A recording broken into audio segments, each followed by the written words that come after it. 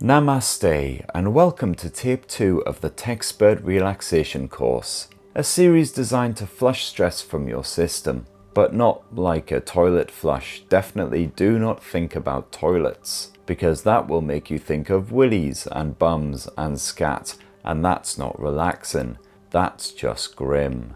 As with Tape 1, make sure to find yourself a calming, relaxing, peaceful spot, perhaps a quiet corner of a park, where you can lay down on the soft grass. But be careful you don't lay in any dog shit, especially if you live around here in Croydon. I swear to God they've all got Great Danes with irritated bowels, and of course none of them scoops, do they, the filthy c***s. Anyway, I'm banging on about number 2s again, sorry, let's get back on track. Okay, so you're laying on your back in a nice clean feces-free section of grass. Now close your eyes, suck down a lungful of that sweet air, and imagine yourself floating down a gentle stream. Every part of you is moist, but in a deeply pleasant way. Your soul feels at peace, like you've just smashed back a couple of those big supermarket bottles of Blue Wicked. You've got a proper buzz on, and the only sounds you can hear are the plish-plosh of the water and the chirruping of small birds. Chirruping, that is a word, isn't it? Chirping? Is it chirping I'm thinking of? F it, the birds are tweeting and it sounds lush and you're loving it and you're completely at peace with everything. All of those fears you have that the world is deeply f***ed and the only ones with any actual money are utter cockwombles are melting away, melting like a slab of lard in the sun. You trace your fingers through the cool waters, smiling blissfully, and then something nudges against your knuckles, and you turn your head and open your eyes and it's, oh God, it's a massive turd. A Great Dane bum egg floating down the stream right beside you. They're bloody everywhere, they're surrounding you, just endless turds stretching as far as the eye can see. This stream, it's in Croydon! Croydon!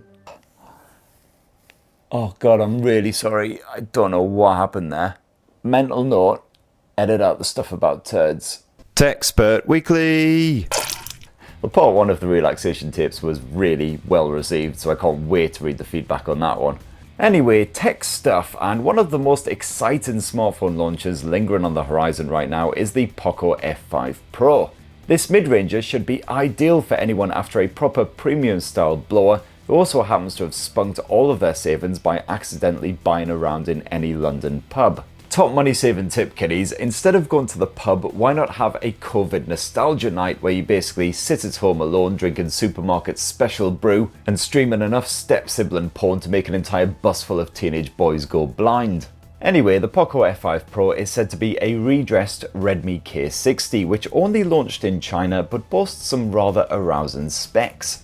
Performance is provided by Qualcomm's Snapdragon 8 Plus Gen 1, which was packed into many of the very best wallet-draining flagship phones released at the arse end of last year, including this here beefy Xiaomi 12T Pro. This chipset can absolutely piss through any games on the Play Store, with the added bonus that it won't singe your fingertips like the older 8 Gen 1. And that's possibly backed by a rather generous 8 or 12 gigs of RAM depending on how much cash you hoy at Poco.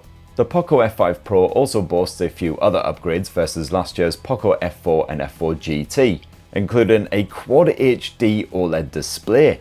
This should be just as poppy and eye-pleasing as those older phones with Dolby Vision and HDR10 Plus support, but those visuals will be supremely crisp as well despite the hand-filling 6.67-inch size. Hand-filling, that's actually your mum's nickname for me. The Poco F5 Pro should also serve up a sizable battery, just over 5,100 mAh according to the various web rumours, and that comes complete with 67-watt fast charging. Leaks also have it arriving in white and black colour options with 256 gigs of storage as standard, plus a 64 meg shooter with optical image stabilisation slapped on the back end. Overall, it sounds like an absolute banger, especially if it arrives with a price tag of under 500 quid here in Blighty. That sound you can hear, that's the sound of every other mid-range smartphone right now absolutely filling their pants. So when will the Poco F5 Pro actually be launched here in Blighty? Well, early reports had it down as April the 6th, so clearly the internet was on top form as ever. Don't you worry though, because Poco just confirmed this week that the regular Poco F5 and the F5 Pro will be launching on Tuesday, May the 9th, so just over a week to wait. Lush stuff. In other FAP-inducing gadgety news, ASUS has revealed a whole host of details on the upcoming ROG Ally gaming handheld. The Ally runs Windows with ASUS's Armoury crate slapped on top, bringing together your games from all of the biggest and best online services, and also all of the bollocks ones like Epic Games. Upgrades over the Steam Deck and other handheld rivals include a 120Hz Full HD display topping off at 500 nits, plus a custom AMD Ryzen Z1 chipset that should hopefully serve up a satisfyingly fluid finger fumbling experience. Coincidentally, precisely how your mum describes herself on LinkedIn.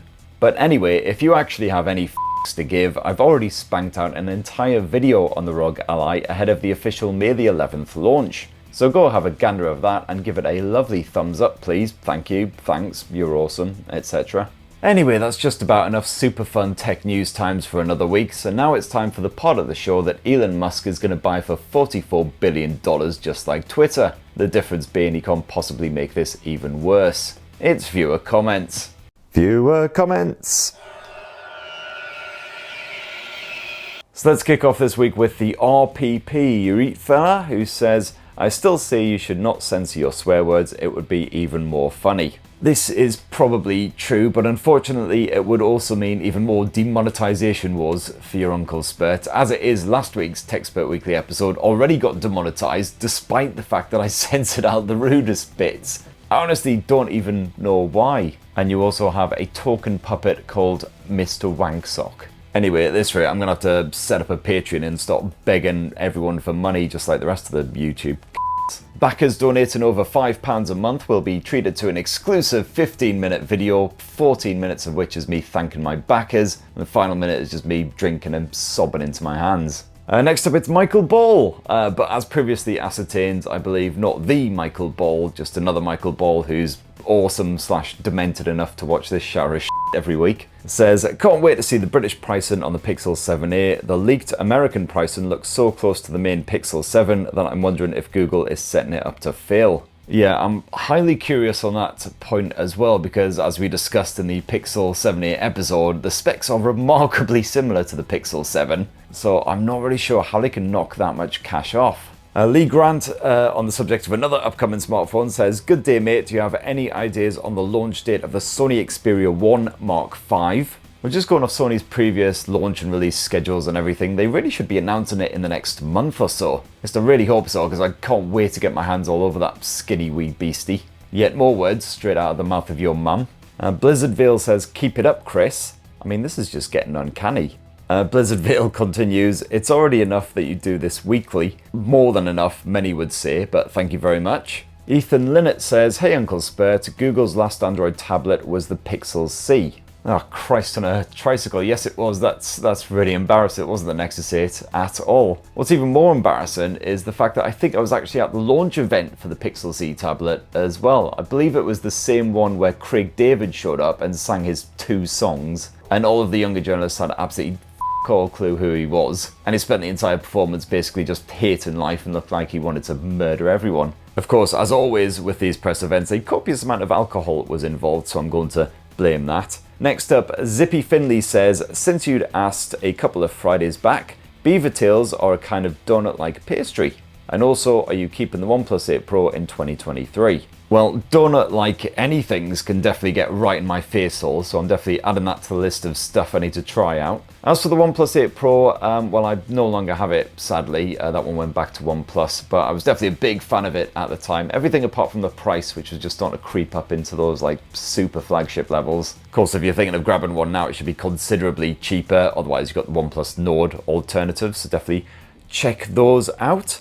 Pinder says, I've never come across anyone else who does what you do and despises iPhones as much as I do. Would love you to give us a rundown on as to why. Well, despise is quite a strong word, unless it's levelled at the iPhone SE 2022, of course, which is a steaming heap of arse gravy and frankly an insult even to Apple fans. Hey f***os, remember that phone you had about 5 years ago that you quite liked? Well, want to buy it all over again? Yes you do, yes you do. I don't despise the regular iPhones, they're okay, overpriced obviously. What I do despise is Apple's carrot and stick approach to PRing. Oh, you gave us a 5-star review, that's a good YouTuber, here's a treat, have a treat and a little tickle of your tummy. Or alternatively, oh, you pointed out some flaws and you said there are better value smartphones out there. Bad YouTuber, bad! No tummy tickles for you, and also banned for life. Still on the subject, unfortunately, of iPhones, Jason McMeekin says, as you renewed your American visa, when you get stateside, I think you need to pay a visit to MKBHD. He spent 40 grand on an original, never used before iPhone, and you know what you have to do. Why? Why did he do that? I mean, when I think of what I could spend 40k on, that just makes me want to weep, man. Ben Knight says, thanks for playing my remix. It's actually Mythic Suns rather than Mystic. Oh, bollocks, sorry mate, that's what happens when you combine excessive whiskey drinking with dodgy eyesight. Gotta get myself some grandad reading glasses at some point. Commenting on said remix, Info Orange says, it was slightly mind-bending after a single malt. Ben says, could be worse. I feel bad for anyone who listens to it on acid and finds themselves being chased by Chris and an army of phones. I mean, that is absolute nightmare fuel right there. Could be even worse though, am I clothes on or stark bollock naked? Enjoy that image when you're trying to get to sleep tonight. And James Smart says that remix jingle needs to be this year's Christmas #1, and then hopefully we won't have that couple at #1 with another sausage roll song. Yeah, hard agree. I think I'd rather have Cold Sick shoved into my ear holes rather than another dose of that god-awful shit. Devin Davis says, will we now get a remix of the This Is About Next Week jingle too? I mean, we could have a Techspert jingle mega mix, get all those dance floors up and down the country absolutely rocking. Oh yes, on the subject of certain wanky London bars now only serving 2/3 of a pint instead of a pint when you ask for a beer, Jed Bullet says, we make a point of ordering a pint in that godforsaken bar just so they have to tell us we don't do pints, it's 2/3. To which I respond, of course you charge for the full pint though, but never mind.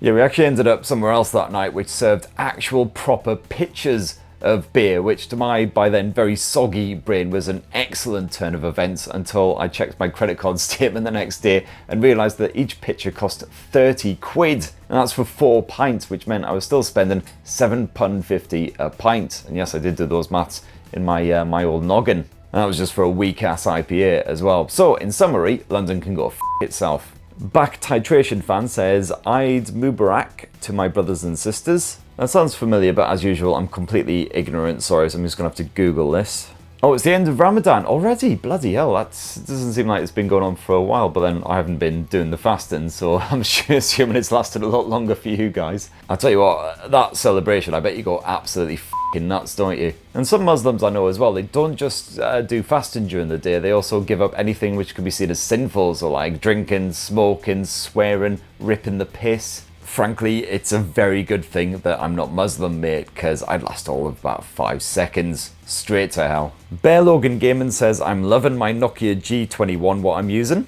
That's good, man. Really glad. Really nice to have a nice, happy, tech-related story on a Friday there. Good stuff. Thin Pap says, wow, I see on your monitor screen the music video from the fantastic band Tears for Fears. Shout. Really one of my favourite synth-pop 80s bands. 100% the same, mate. Those lads just pumped out banger after banger. Definitely Everybody Wants to Rule the World and Head Over Heels, 2 of my absolute top 10 favourite classic karaoke tunes. We've got some more MKBHD chat here. He's a popular lad this week. So Cedric says, hey Uncle Spurt, can you do a collaboration video between you and MKBHD? I swear the thumbnail I will hang on my wall. And Ben adds, I can just see Marquez talking about the mountain load of calories he burnt off playing Ultimate Frisbee, while Chris talks about that time he worked up a sweat trying to pick up the TV remote. I mean, it would definitely be an odd couple kind of moment, right? I can see him like wanting to play Frisbee, but I'm busy using it as a coaster for my pint. Never met the lad, unfortunately. We travel in very different circles indeed, and I'd be shocked and surprised if he'd even heard of me, let alone watched any of my videos, so I think the chances of a collaboration pretty slim.